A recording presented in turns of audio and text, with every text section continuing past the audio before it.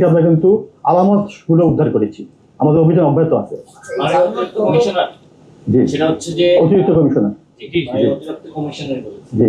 আচ্ছা, সেটা হচ্ছে যে 5 আগস্ট পরবর্তী সময়ে একটা অন্তর্বর্তীকালীন সরকার বারবার বলছিল যে দেশে কোনো জঙ্গিবাদ নেই, তারা ডিনাই করছিল, এবং আপনাদের এই ইউনিটটাকেই আসলে তৈরি করা হয়েছিল জঙ্গিবাদ দমনের স্পেশাল ইউনিট হিসেবে। আমরা দেখেছি যে কেরানীগঞ্জ সহ বেশ কিছু জায়গায় বোমা বিস্ফোরণ হয়েছে, এবং সবশেষ মতিঝিলে যে ছাতা বোমাটা পাওয়া গেছে।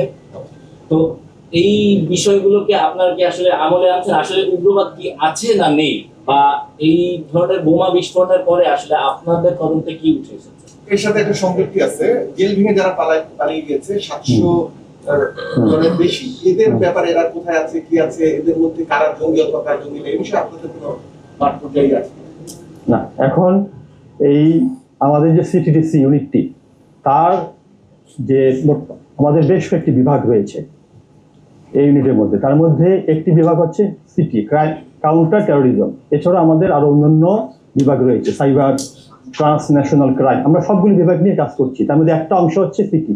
তো আমরা সবসময় আমরা অনলাইন সামাজিক যোগাযোগ মাধ্যম, আমাদের যে ডাটাবেস, এর মাধ্যমে কিন্তু আমরা মনিটরিং অব্যাহত রেখেছি। এবং আমরা কিন্তু এই যখনই আমরা কোনো সংবাদ পাই, আমরা সঙ্গে সঙ্গে অভিযান পরিচালনা করি। আমরা এগুলি আইনের আশ্রয় আনার জন্য সর্বোচ্চ ভাবে চেষ্টা করছি। উগ্রবাদ কি মাথা চারা দিচ্ছে কি না, এই বিষয়ে আমরা এখনই বলার কোনো সুযোগ নেই। তবে আমরা বলবো যে In the heart of the city rises a destination built for greatness. International Convention City, Bosundhara. Life takes a new course. দেশের মধ্যে এরকম আশঙ্কাজনক এরকম কোনো আমরা কোনো লক্ষণ দেখছি না।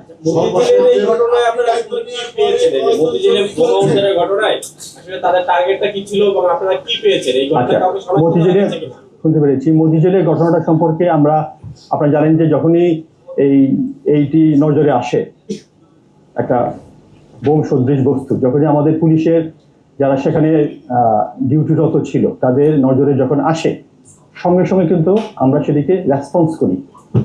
আমরা কিন্তু সেখানে আমাদের বম বিস্ফোরণ ইউনিট আছে, আমরা সেখানে প্রেরণ করি। এবং আপনারা সবাই মনে হয় ভিডিওটা দেখেছেন, তাই না? যে বম বিস্ফোরণের ভিডিওটা, সেটা তো সবার সামনে স্পষ্ট। তো এখন তো সেটা এখন বর্তমানে মতিঝিল বিভাগ কর্তৃক তারা এই ইনভেস্টিগেশনটা করছে। তো এখন এটা একেবারেই শুরু। এখন এটা পিছনে কারা ছিল বা না ছিল এগুলি তদন্তে সাপেক্ষে বেরিয়ে আসবে।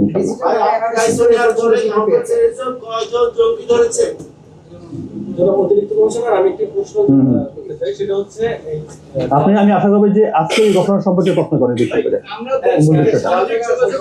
বিভিন্ন প্রাইভেট গ্রুপ খোলা হয় এবং সেখানে জাল টাকা কেনাবেচার বিভিন্ন বিজ্ঞাপন দেওয়া হয়, সে বিষয়ে আপনাদের